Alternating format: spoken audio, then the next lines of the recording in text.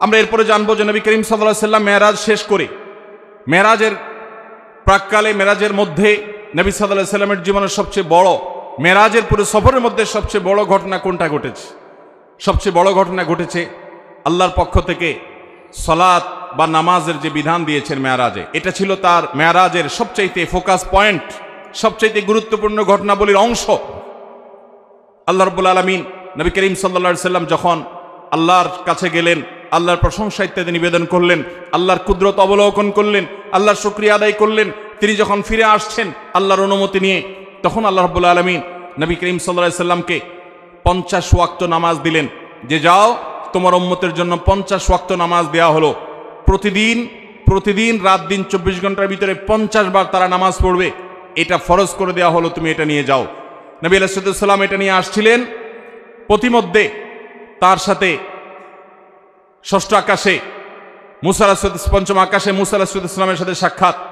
মুসা আলাইহিস সালাম বললেন যে আমি বনি ইসরাইলের নবী হিসাবে, তাদের দায়িত্বশীল হিসাবে আমার অভিজ্ঞতার আলোকে বলছি, তোমার উম্মত দিন এবং রাত 24 ঘন্টার মধ্যে অন্যান্য কাজকাম সব করে এর ফাঁকে আবার 50 বার নামাজ এটা তারা পড়তে পারবে না, এটা তাদের জন্য কষ্টকর হয়ে যাবে।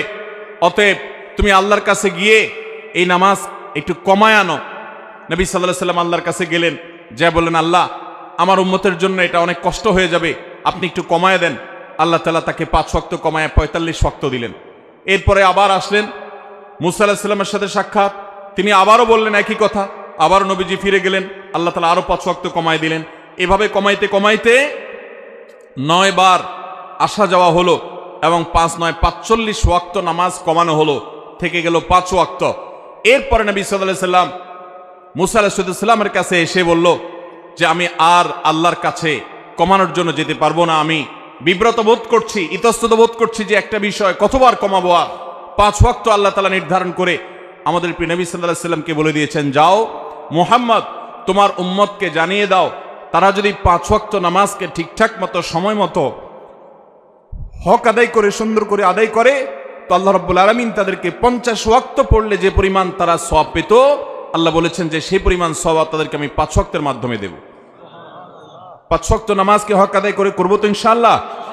ওয়াক্ত মতে ইহতিমামের সাথে, ধীরস্থিরতার সাথে, সৌন্দর্যের সাথে, মনোযোগের সাথে, আল্লাহর স্মরণ সাথে নিয়ে আল্লাহ রাব্বুল আলামিনকে স্মরণ করবার জন্য আকিমিস সালাত আলি যিকরি, আমরা মহব্বতের সাথে, খুশুখুজুর সাথে মৃত্যুর আগ পর্যন্ত 5 ওয়াক্ত নামাজকে আঁকড়ে ধরবো তো ইনশাআল্লাহ। ভাইরা আমার, নবী করিম সাল্লাল্লাহু আলাইহি ওয়াসাল্লামকে আল্লাহ রাব্বুল আলামিন মেরাজে ডেকে নিয়ে একান্ত কাছে নিয়ে এই 5 ওয়াক্ত নামাজ দিলেন। এই নামাজ যার যত বেশি সুন্দর হবে, সে আল্লাহর তত বড় ওলি, সে আল্লাহর তত বড় নেককার। যার নামাজ যত তাড়াহুড়ো হবে, যার নামাজে যত অবহেলা হবে, যার নামাজে যত মনোযোগ কম থাকবে, যার নামাজ সালাত যত অসুন্দর হবে, এই ব্যক্তির সাথে আল্লাহর সম্পর্ক তত দুর্বল প্রমাণ হবে। অতএব ভাইরা আমার, মুরব্বীরা আমার, আল্লাহর ওয়াস্তে চ্যালেঞ্জ হিসেবে নিতে হবে, আমরা জীবনে আমাদের জীবন যাবে, আমার প্রাণ যাবে, আমার নামাজ কখনো ছুটতে পারে। অতএব নামাজের ওয়াক্ত হবে, ইমানদার কখনো নামাজে গাফলতি করবে। নবী করিম সাল্লাল্লাহু আলাইহি ওয়াসাল্লামকে আল্লাহ রাব্বুল আলামিন এই বিধানটি দেওয়ার জন্য তাকে নিয়ে গেলেন মেরাজে। অথচ এত কাছে নিয়ে আল্লাহ রাব্বুল আলামিন অন্য কোনো বিধান দেন নাই।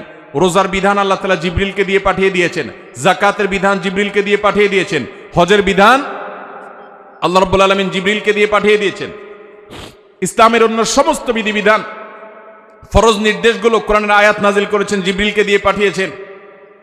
5 ওয়াক্ত নামাজ এত গুরুত্বপূর্ণ, এত গুরুত্বপূর্ণ যে আল্লাহ তাআলা তার নবীকে ডেকে নিয়ে গেছেন নিজের কাছে, একান্তে ডেকে নিয়ে নিজে সরাসরি এই নামাজের নির্দেশ দান করলেন। এজন্য ভাইয়েরা দেখবেন, আমাদের প্রিয় নবী সাল্লাল্লাহু আলাইহি ওয়াসাল্লাম তার জীবনে নামাজের গুরুত্ব কেমন ছিল। তিনি যখন মৃত্যু শয্যায় দুনিয়া থেকে বিদায় নেওয়ার ঠিক আগ মুহূর্ত যখন চলছে, জীবন সায়ান্নে, এরকম কঠিন একটা পরিস্থিতিতে তিনি প্রচন্ড অসুস্থ, জ্বরে, অসুস্থতায় বারবার তিনি বেহুশ হয়ে যাচ্ছিলেন। তিনি পানি আনাচ্ছিলেন, হুঁশ আসার সাথে সাথে একটু হুঁশ ফিরে এসেছে, সাথে সাথে পানি আনালেন এবং পানি ঢাললেন, অজু করলেন, মুখে পানি ঢাললেন, শরীরে পানি ঢাললেন, ঢালার পরে কিছুটা আরাম বোধ করলেন, আবার সেন্সলেস হয়ে গেল। এরপরে আবার যখন হুঁশ আসলো, তিনি জিজ্ঞাসা করলেন লোকেরা নামাজ পড়ে ফেলেছে কিনা। বলা হল না আল্লাহ রসুল, সবাই অপেক্ষা করছে আপনার ইমামতিতে নামাজ পড়বে, এদিকে আপনি অসুস্থ। এই কথা বলার পর তিনি আবার সেন্সলেস হয়ে গেলেন। আবার পানি ঢালা হলো। একটু সেন্স আসার সাথে সাথে আবারও একই কথা, মানুষেরা কি নামাজ পড়ে ফেলেছে? নবী করিম সাল্লাল্লাহু আলাইহি সাল্লামকে এই কষ্টের চোটে তিনি বেহুশ হয়ে যাচ্ছেন বারবার। যখন এই পানি ঢেলে তাকে একটু আরাম দিয়ে একটু হুঁশে ফিরে আনা হচ্ছিল, হুঁশে আসার সাথে সাথে তার প্রশ্ন, সবাই নামাজ কি পড়ে ফেলেছে? এরপরে যখন তিনি মোটামুটি একটু স্টাবল হলেন, নামাজ পড়ার মতো হলেন, কিন্তু উঠে গিয়ে মসজিদে নববীতে যারা গেছেন মদিনাতে জানেন নবীজির মিম্বর এবং তার কবর, এই কবর এবং মিম্বর, কবরটা ছিল তার বাসা, তার হুজরা, তার উম্মুল মুমিনিনদের হুজরা, আয়েশা রাদিয়াল্লাহু আনহার হুজরা, ওখান থেকে তার মিম্বর সামান্য কয়েক গজ দূরত্ব। এই প্যান্ডেলের এই মাথাও হবে না, অল্প একটু জায়গা। এটুকু জায়গা নবী সাল্লাল্লাহু আলাইহি সাল্লাম পায়ে হেঁটে নামাজ পড়ার মতো ক্ষমতা ছিল না। এত দুর্বল হয়ে গেছেন, এত অসুস্থ, বারবার সেন্সলেস হচ্ছিল। তখন তিনি আব্বাস এবং আলী রাদিয়াল্লাহু তাআলা আনহুমা, দুইজন সাহাবীকে ডেকে দুইজনের কাঁধে দুই হাত দিয়ে শরীরের সবটুকু ভার তাদের উপরে ছেড়ে দিয়ে দুইটা পাকে মাটির সাথে টানতে টানতে, মাটির সাথে হেসড়াতে হেসড়াতে তিনি মিম্বরের কাছে আসলেন। কিন্তু ইমামতি করার মতো শক্তি শরীরে নাই। তিনি ইশারা দিলেন, মুরু আবু বকরিন ইউসাল্লি বিন নাস, তোমরা আবু বকরকে বলো ইমামতি করে যেন নামাজ পড়া। নবীজির সে শক্তি ছিল না। অথচ ভাইরা, মাসআলা আমরা সবাই জানি, এরকম অসুস্থ যদি কেউ হয় তার জন্য মসজিদে আসা কি জরুরি? এত অসুস্থ হলে তিনি তো বাসায় নামাজ পড়তে পারেন। কিন্তু আমাদের প্রিয় নবী সাল্লাল্লাহু আলাইহি সাল্লাম, তার কাছে নামাজ এত গুরুত্বপূর্ণ ছিল, সালাত এত গুরুত্বপূর্ণ ছিল যে বারবার হুঁশ চলে যাচ্ছে, সেন্সলেস হয়ে যাচ্ছেন। হুঁশ ফিরে আসার সাথে সাথে আবারও একই কথা, নামাজ নামাজ, এবং ইমামতি করে নামাজ পড়ার মতো ক্ষমতা নাই। তারপরেও তিনি বাধ্য হয়ে যখন আবু বকর রাদিয়াল্লাহু তাআলা আনহু হিম্মত করছিলেন না তার পিছনে ইমামতি করার, তার সামনে ইমামতি করার, তখন নবী সাল্লাল্লাহু আলাইহি সাল্লাম নিজে ইমামতি করলেন কষ্ট করে। এবং তার পিছনে সাহাবায়ে কেরাম জামাতের সাথে নামাজ পড়লেন। নামাজের গুরুত্ব দেখেন ভাইরা আমার। খলিফাতুল মুসলিমিন ওমর ফারুক রাদিয়াল্লাহু তাআলা আনহু, তাকে যখন ফিরোজ আল লুলু নামে অগ্নিপূজক নরাধম ফজরের নামাজের ইমামতি করতে এসেছেন, তিনি খঞ্জরের আঘাতে তাকে যখন পরাস্ত করল, অনেকগুলো আঘাত করেছে খলিফাতুল মুসলিমিনকে। তিনি নামাজের প্রথম রাকাত শেষ করেছেন, দ্বিতীয় রাকাতে তাকে আঘাত করে যখন জমিনে ফেলে দিয়েছেন, তখন সে ফিরোজ আল লুলু নামক অগ্নিপূজক নরাধম, এই কাফের, সে পালানোর চেষ্টা করছিল। সাহাবীরা তাকে থামানোর চেষ্টা যখন করেছে, বহু সাহাবীকে সে আঘাত করেছে। বিভিন্ন বর্ণনা থেকে বোঝা যায় 7 জন সাহাবী ওই জায়গায় উপস্থিত, ওই অবস্থা মৃত্যুবরণ, শাহাদাত বরণ করেছেন। এবং এরপর অন্যান্য সাহাবীদেরকে বারবার সে খঞ্জর দিয়ে আঘাত করছিল। একটা পর্যায়ে সাহাবায়ে কেরাম একটা চাদর দিয়ে তার মুখ পেঁচিয়ে ফেলে তাকে পরাস্ত করে ফেলে। এরপরে যখন ওমর রাদিয়াল্লাহু তাআলা আনহুকে নিয়ে যাওয়া হলো তার বাড়িতে চিকিৎসা দেওয়ার জন্য, বারবার তিনি বেহুশ হয়ে যাচ্ছেন, প্রচণ্ড আঘাতে জর্জরিত, পুরো শরীর থেকে রক্ত বের হয়ে শেষ হয়ে যাচ্ছে। যখনই একটু তার সেন্স আসছে, তিনি তার পরিবারের লোকদেরকে বলতে লাগলেন, পানি নিয়ে আসো। সবাই গ্লাসে করে বা কোনো বাটিতে করে পানি নিয়ে আসতে লাগলো। এমনভাবে সবাই মনে করেছে উনি পানি পান করবে। তিনি বলেন, না, পানি পান করার পানি তো না, ওযুর পানি নিয়ে আসো, কারণ আমার নামাজ তো বাকি আছে।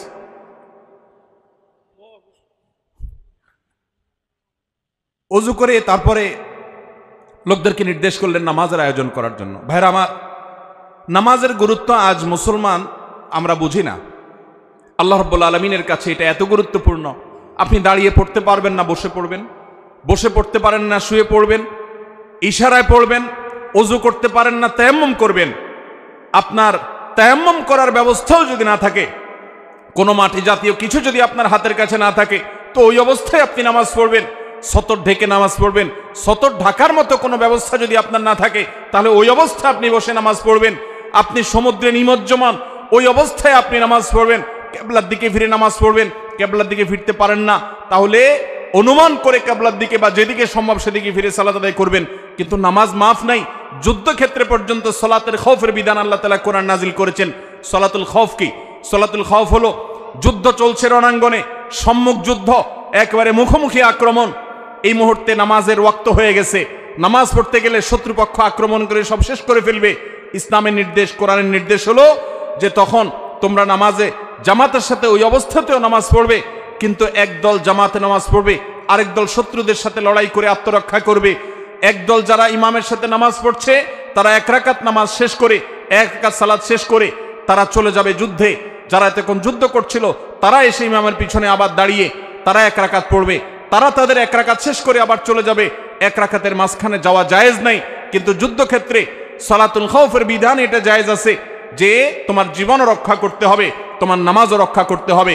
ইমানদার কখনো কোনো যুক্তিতে নামাজ ছাড়ার মতো কোনো সুযোগ, কোনো পরিস্থিতি, কোনো অবস্থা ইমানদারের জীবনে থাকতে পারে না, কারণ নামাজের চাইতে গুরুত্বপূর্ণ কোনো বিধান ইসলামে আর। মোহতারাম হাজেরিন, আল্লাহ রাব্বুল আলামিন এই নামাজের গুরুত্ব আমাদেরকে বুঝার তৌফিক দান করুন।